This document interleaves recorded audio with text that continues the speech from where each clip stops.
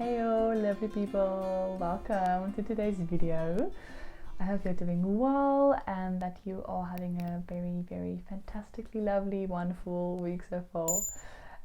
Yo guys, today I want to share with you something that is so cool. It's so cool.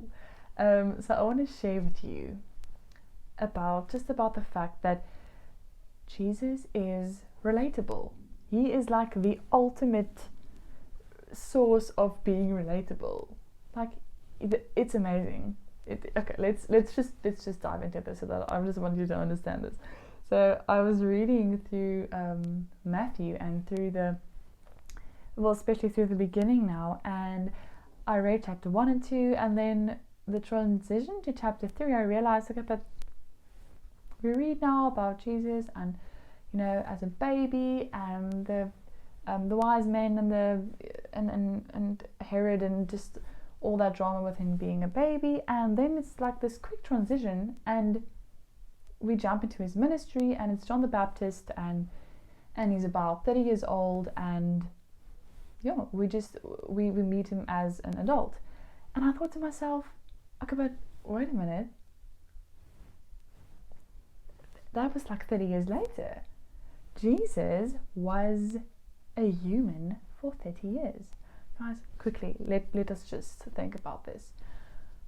God, embodied in Jesus, Holy Trinity, God the Son, Father, Holy Spirit, but Jesus came as being the God, the creator of the universe, the King.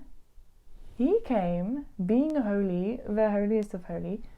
He came and he became flesh. He became a man. John 1 says, in the beginning was the Word, and the Word was with God, and the Word was God. And in verse 14, and the Word became flesh and came and made his dwelling among us. Jesus became, guys, realize this, Jesus became flesh. He became human. He became one of us. He went down all those levels, and he came to our level to meet us on our level. That is just amazing. So let's just get that out of the way. I just wanted to make you realize that that's just amazing.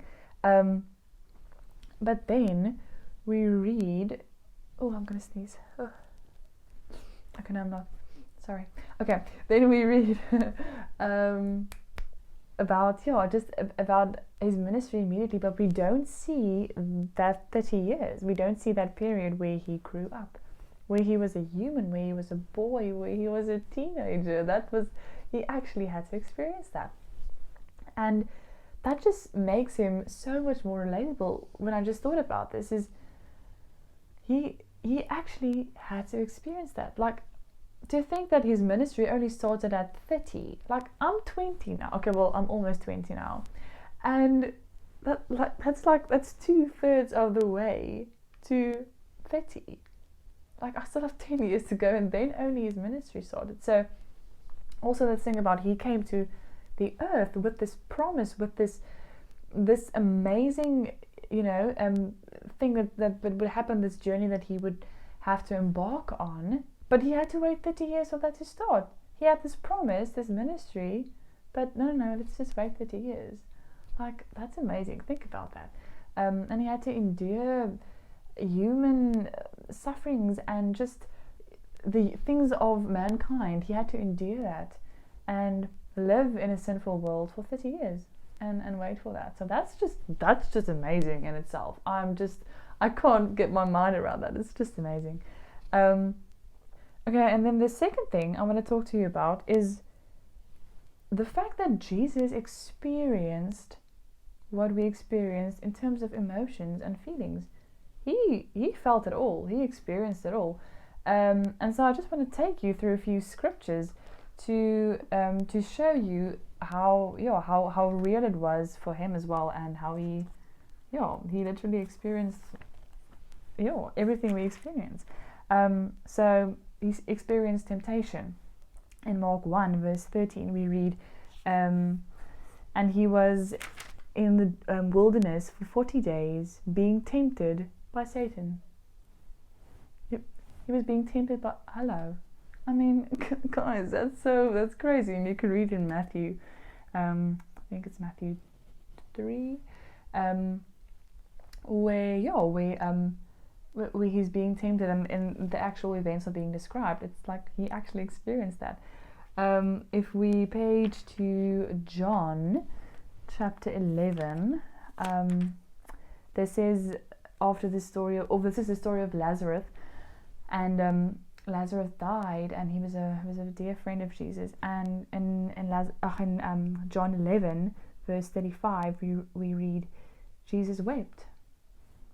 I'm like, wept is like wept bitterly, like sad, immense tears. That's like hectic. He was overcome with sadness.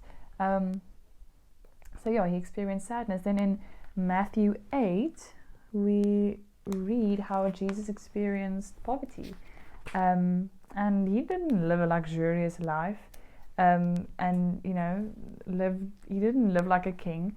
I'm struggling now, sorry. Okay, so Matthew 8 verse 20, Jesus replied, "Foxes have dens and birds have nests, but the Son of Man has no place to lay his head." He traveled. He went from this town to that town to so he was like a nomad. He didn't have one home. So poverty. And then if we think about frustration, we can read in John chapter 2 in verse 15 to 16. This is when he came to the temple and he found that the people were selling doves and sheep and animals and stuff in the temple. Then they say in verse 15, so he made a whip of the cords and drove all from the temple courts, both sheep and cattle. He scattered the coins of the money changers and overturned their tables. To those who sold doves, he said, "Get out of here! Stop turning my father's house into a market." To realize that obviously Jesus never sinned. He never sinned, but to see that he experienced frustration, and that this was obviously for good reason. It wasn't just he had an anger issue and was angry. It was for a specific reason. If we read in John 4 verse 6, we see that Jesus was tired. He was weary. This is actually very cool. You should read this chapter about the Samaritan woman and his interaction with her. But then in verse 6, we read, Jacob's well was there, and Jesus, tired as he was from the journey, sat down by the well. He was tired. He was tired after a journey of walking. That's actually that's a real thing. Then also we can see in John 6 verse 66 how Jesus experienced rejection. We read John 6 verse 66. From this time many of his disciples turned back and no longer followed him. He had to experience that rejection of his disciples turning their backs on him. Then if we think about sorrow, we can go to Matthew. Let me just see, Matthew 26 verse 38. This is in the Garden of Gethsemane, just before he was arrested, Jesus now. Then he said to them, "My soul is overwhelmed with sorrow to the point of death." That is hectic, guys. Overwhelmed with sorrow to the point of death. And he's not making that up. That's hectic emotions. And then we can also go to Mark chapter 15, verse 19. So this is when Jesus is being mocked now, just before he's crucified. Again and again they struck him on the head with a staff and spit on him. Falling on their knees, they paid homage to him. So Jesus had to experience ridicule. He, the King of the universe, our God, our Creator, the one who's the master behind the creation. He had to experience ridicule, and he had to experience people's disrespect for him. And then if we go to Matthew 27, verse 46, this is also a hectic one as well. Is loneliness. on the cross, then we read about 3 in the afternoon, Jesus cried out in a loud voice, Eli, Eli, lema sabachthani, which means, my God, why have you forsaken me? So it's hectic, guys, and through this I just wanted to show you that Jesus understands. God understands. He experienced everything we experienced. There's nothing that you can bring to him that's too much, or that he won't understand, or that he won't have some sort of knowledge or experience about. He was on the earth. He experienced everything, and ultimately he had to hang on a cross, and he had to bear every single sin that was at the time of the past, and everything of the future, everything that would still happen, like up until today. The lie you told this afternoon, he died for all of that, every single thing, and that's hectic.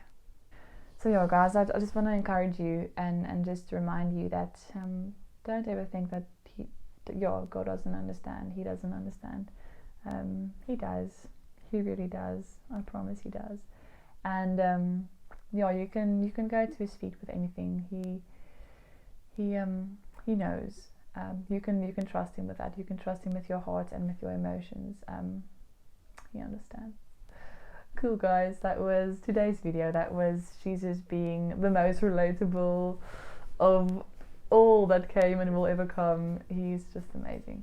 If you like this video, give it a thumbs up, and be sure to subscribe if you haven't yet, and leave me a comment down below, anything that's on your mind. Cool, guys, that was Jesus being relatable, and I'm Grete. Bye, guys.